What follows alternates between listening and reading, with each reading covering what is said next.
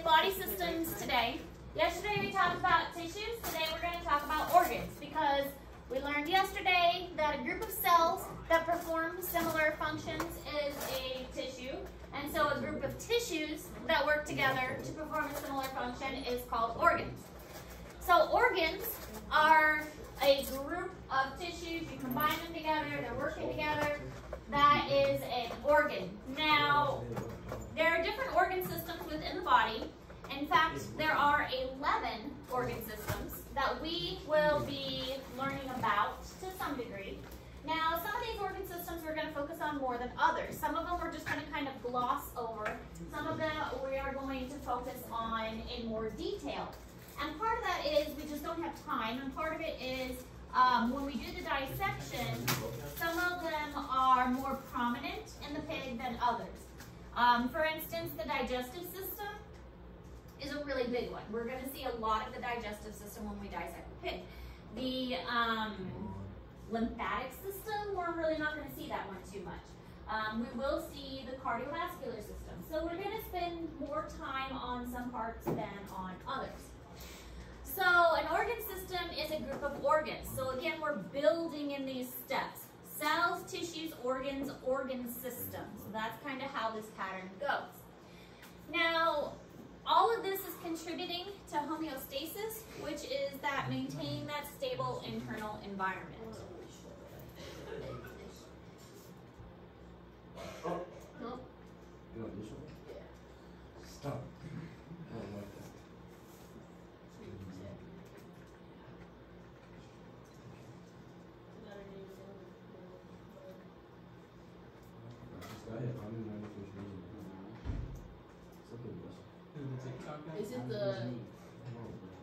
Is it the mustache troopers? Wait, is Coach Roman here? I thought he was on in our class. That's Thursday, Friday. Maybe I'm catching a cold. My Maybe it's no, yeah, it's just Thursday, Friday.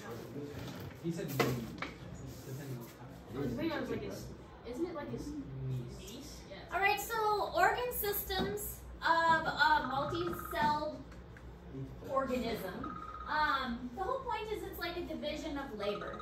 So when there's a division of labor, it means that the body can focus on different things. So the digestive system focuses on digesting. The muscular system focuses on movement. Skeletal focuses on maintaining structure. That allows different parts of the body to focus on different things so that we can function as a whole organism. So this division of labor is a good technique for more complicated organisms in order for them to survive.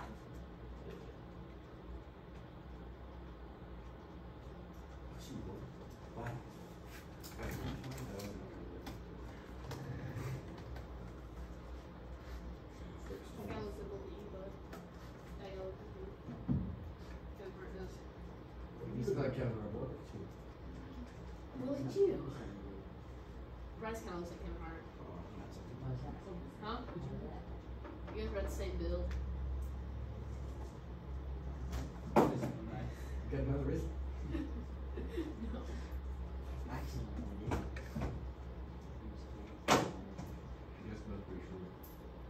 That's why I said they had the same build. Year. No. What's the difference? Yeah. I can name them.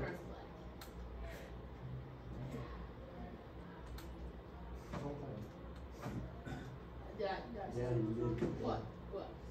Yeah, please inform me. So the body can be divided into body cavities. This picture is in Google Classroom for you.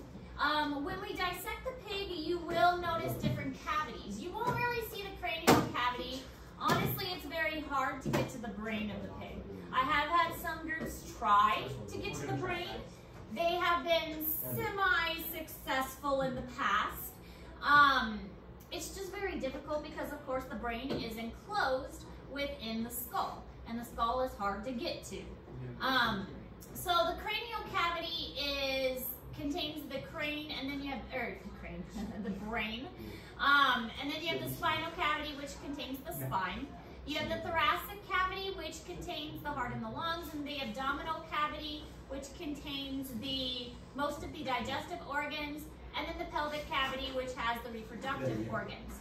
So you're going to have to cut through the pelvic and the thoracic cavity, and also up into the neck. The neck isn't really a cavity, but you'll need to cut through that tissue in order to see the trachea and the esophagus. You will need to know these different cuts for your test. This will be a question on the test as well, so make sure you are familiar with these different cuts. Dorsal versus ventral and posterior and anterior. These are directional terms, which you will also need to know. Dorsal sideways? Dorsal refers to the back. So you have like the back of an animal. Like, you know, a dolphin is a dorsal fin? Yeah. Now, dorsal and ventral get a little confusing on a person that walks on 2 feet, because dorsal and posterior is the same for a 2-legged animal like us. Anterior and ventral are the same for us. But when a creature is 4-legged, like this rabbit here, posterior means toward the tail, anterior means toward the head, dorsal toward the back, ventral toward the stomach. So ventral and anterior are the same for us. Dorsal and posterior are the same for us when we are 2-legged. But for the pig, the terms are a little bit different. Dorsal back, ventral stomach. Posterior tail, anterior head. Now the cuts are other terms that you will be tested over. You have a transverse, they're also called planes. Transverse is also known as a cross section, but that's basically just like cutting in half. Okay, so cutting right across the torso is also known as a transverse cut. Mid-sagittal is dividing right and left. So like if you cut right down between the eyes. It's mid-sagittal, also known as sagittal. It's called mid if it's right in the middle. And then frontal, think of like shaving a layer off. So shaving a layer off would be a frontal section. So those make sense because you'll be tested on those. Wait, can you go to transverse again? Okay, so if you're looking at me, all right, cross section would be here. Okay, cross section, also called transverse. Transverse cross section, cutting right across the middle. All right, sagittal would be this way. Sagittal, mid-sagittal is right down the middle. Sagittal would also be like anywhere, sagittal, but mid-sagittal is right down the middle. Okay? Frontal would be like shaving like this. So this is a frontal section. Does that make sense? Yes. Okay.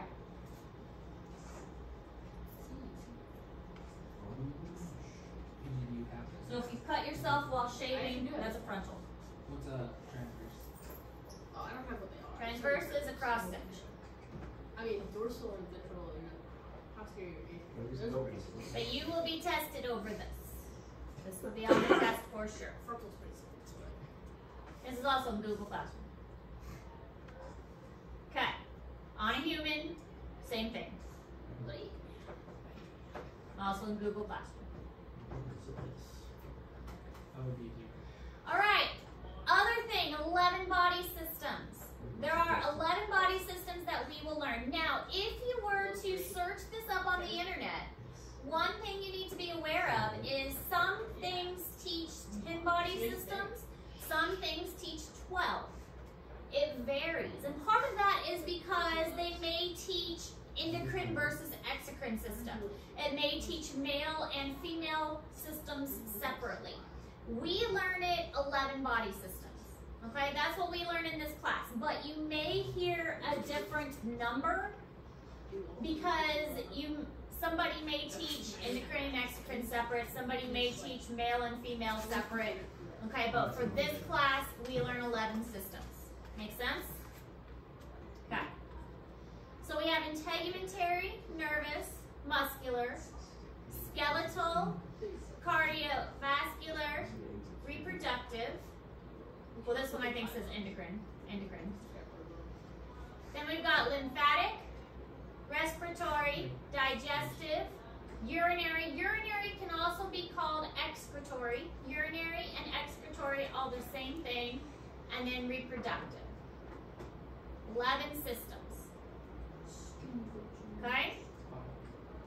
We learn 11. All right, the first one is the skin or the integumentary system. Your skin is the largest system in the body, of the body, not really in the body, on the body. Skin is the largest system. And you need to write all these down because these are all the functions of the skin. Protection, temperature control. Detects shifts in the external conditions, like if it's too hot, if it's too cold, if there's a breeze. Vitamin D production and defense. So your skin is your first line of defense, making sure pathogens don't get into your body. That's why you wash your hands. Viruses and germs are not going to get into your body as long as it stays on the surface of your body. That's why you wash your hands. If it's on your hands, it's not in your body. It will get into your body if you put your hands in your mouth, or in your eyes, or in your nose. As long as it's on your hands, it's not in your body. Put your hands in your mouth, in your eyes, or in your nose.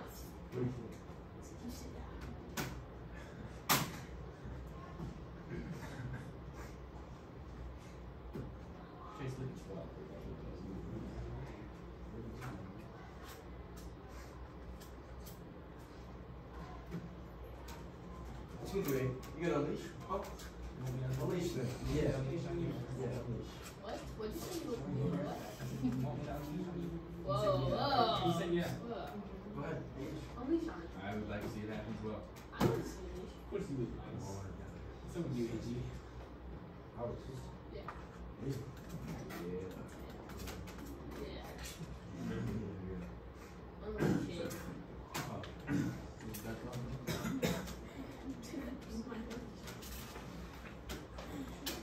Right, so you're gonna pay now, is that right? I bet you're right. You just said I no. bet you- You can't not pay it. Mom's got paid $15 for kind of 400 in the ring. No.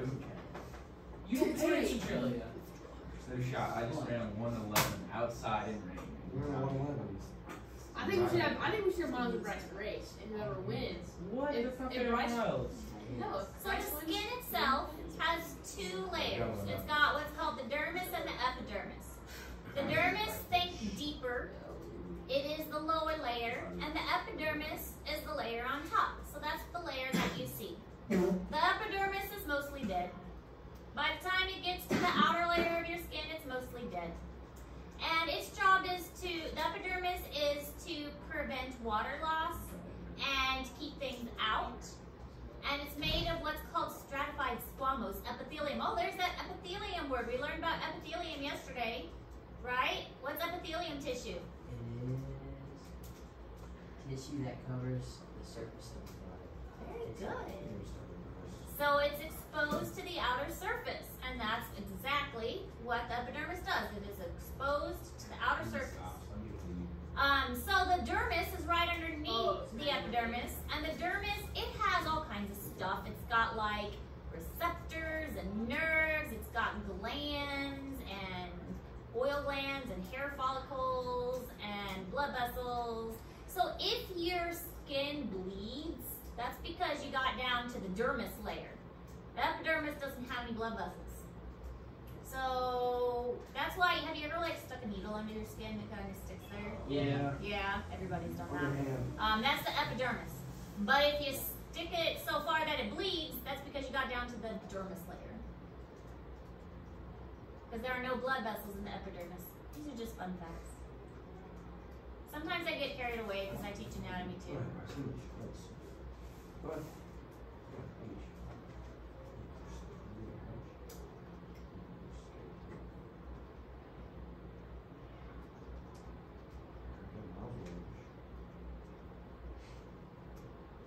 Anatomy is a fun topic. We should take anatomy and physiology.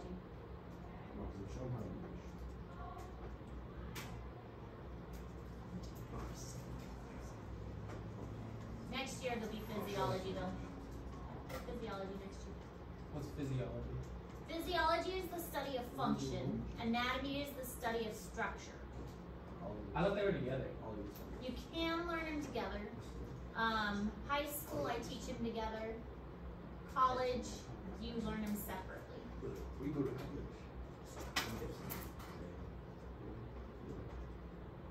Most of the time you learn them I'm so glad we just eat it.